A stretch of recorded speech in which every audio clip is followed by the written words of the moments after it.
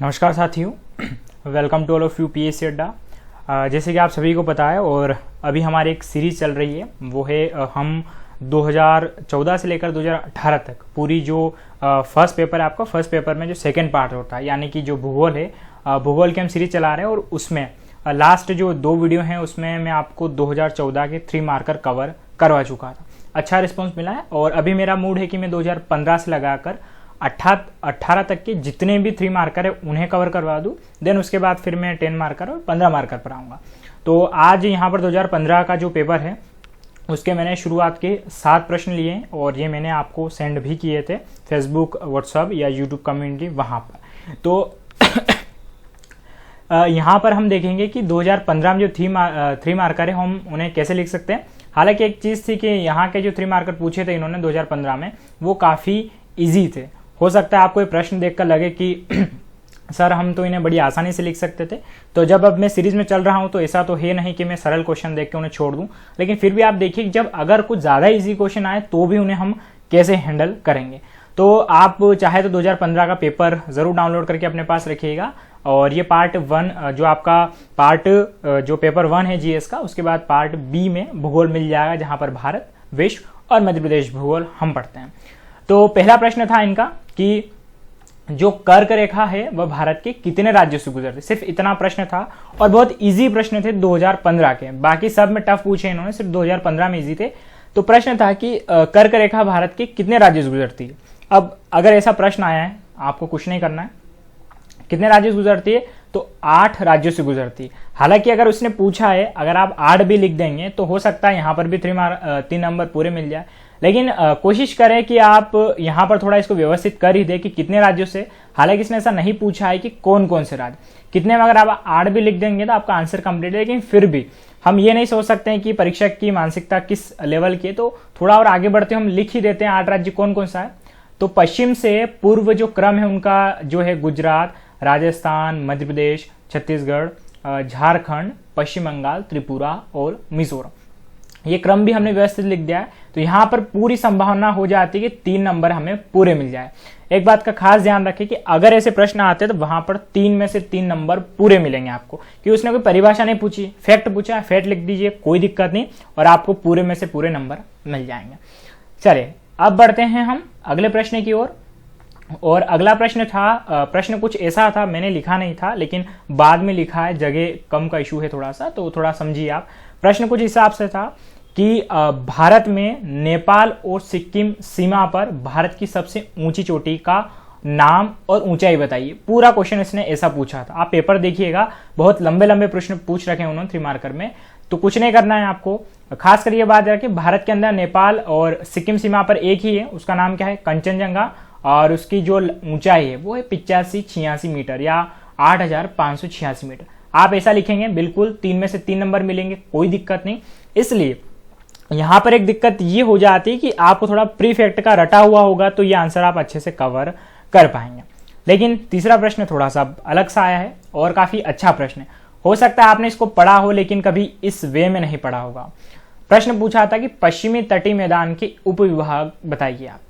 अब जब आप प्रायद्वीपीय भारत पढ़ते हैं, पश्चिमी घाट पढ़ते हैं, पूर्वी घाट पढ़ते हैं, तो उस दौरान पश्चिमी तट भी आता है और उसके प्रकार भी आते हैं।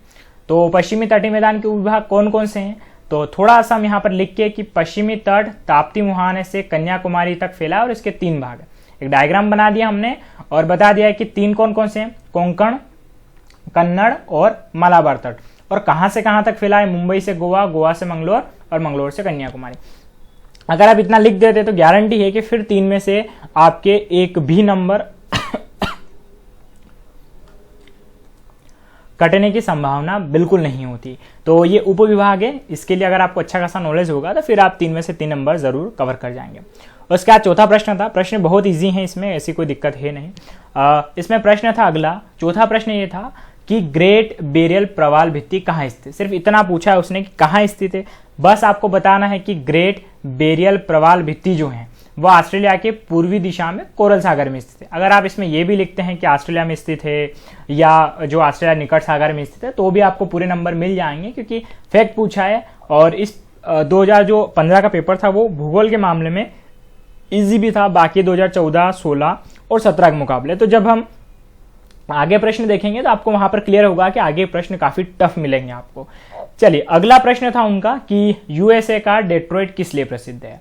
तो डेट्रॉइट जो आपको पता है, जैसे कि मध्य प्रदेश में पीथमपुर है, उसे कहा जाता है यहाँ का डेट्रॉइट। ठीक है, तो डेट्रॉइट जो होता है ये है, डेट्रॉइट विश्व का सबसे बृहत्तम ऑटोमोबाइल मोटर गाड़ी निर्माता क्षेत्र है। मतलब जो डेट्रॉइट है, लगभग दुनिया की हर कार बनाने वाली कंपनी का ऑफिस यहाँ पर जरूर होगा, और बहुत बड़ी मात्रा में, खासकर जैसे कि मैं फोर्ड की बात करूं या जो शुरू में ओडी वगैरह कुछ गाड़ियां रही हैं, ये शुरुआत में इनकी शुरुआत वहीं से हुई थी, बाद में ये पूरी दुनिया भर में फैली है। तो आपको सिर्फ इतना लिखना है क्यों प्रसिद्ध है, तो बस मोटर गाड़ी या ऑटोमोबाइल निर्माता क्षेत्र है, फिर आपके 3 में से 3 नंबर पूरे, कहीं दिक्कत नहीं। तो ऐसे प्रश्नों को लेकर आपको कोई संशय बिल्कुल नहीं होगा। चलिए अगले 2 प्रश्न देख लेते हैं, और 8 प्रश्न और फिर मैं आपको कल समझाऊंगा 2015 के पेपर के। अगला प्रश्न पूछा था इन्होंने, किस गैस को ग्रीन हाउस गैस कहते हैं, सिर्फ इतना पूछा है। अब देखिए, इन्होंने अगर ये पूछा होता कि कौन सी गैसें हैं या कौन कौन सी आती, इसे सिर्फ पूछा किस गैस को, तो हालांकि गैसें तो बहुत सारी है ग्रीन हाउस में, लेकिन फिर भी इसमें अगर बात करें तो कार्बन डाइऑक्साइड एक मुख्य ग्रीन हाउस गैस है। लेकिन फिर भी हम परीक्षक की मानसिकता को नहीं समझ सकते, तो इसके अलावा मीथेन, सल्फर डाइऑक्साइड जो भी होती है वो भी हमने लिखी है। लेकिन प्रश्न को समझेंगे तो सिर्फ आपका आंसर कार्बन डाइऑक्साइड पर ही खत्म हो जाएगा, लेकिन फिर भी एक्स्ट्रा हमने मीथेन, सल्फर डाइऑक्साइड जो है इनके बारे में भी लिखा। अब 7वां प्रश्न तो बहुत बड़ा पूछा था इन्होंने कि मध्य प्रदेश की 2 नदियों के नाम बताओ जो दरार घाटी में बहती हैं और एस्चुरी बनाती है। तो सिंपल सा प्रश्न है, इसमें सिर्फ आपको इतना लिखना है, नर्मदा और ताप्ती, बस। बाकी इतना बड़ा लिखने की कोई जरूरत नहीं कि मध्य प्रदेश की नर्मदा और ताप्ती 2 नदी घाटियां हैं जो इकलौती ऐसी हैं पश्चिम की ओर बहती है वगैरह वगैरह, आपको यहाँ पर कोई फालतू बात करने की जरूरत नहीं। नर्मदा ताप्ती लिखिए, 3 में से 3 नंबर पूरे मिल जाएंगे। तो साथियों, आज का तो वीडियो मेरा यहीं समाप्त होता है। कल मैं मिलूंगा आपको 8 प्रश्न और वो थोड़े अच्छे लेवल के रहेंगे, तो उन प्रश्नों के साथ में मैं आपको मिलूंगा, और कल फिर हम देखते हैं अच्छे से और प्रश्न, और उसके बाद फिर हम 2016, 17, 18 सारे के मैं 3 मार्कर आपको कवर करवा दूंगा। इसके अलावा अगर आपको कोई भी समस्या हो, इस वीडियो में क्वेश्चन कम लग रहे हों या वीडियो क्वालिटी में कोई समस्या हो, और भी जो कुछ अगर आपकी इच्छा हो, तो आप मुझे कमेंट करके जरूर बताइएगा। मैं चाहता हूं कि हम सहयोग से जो MPPSC हैं उसको जरूर निकालें। तो साथियों, वीडियो कैसा लगा हो कमेंट करके जरूर बताइएगा। बाकी लाइक शेयर करना तो बिल्कुल ना भूलें। मैं आपका दोस्त भूपेंद्र सिंह चंद्रावत आपसे विदा लेता हूं। धन्यवाद।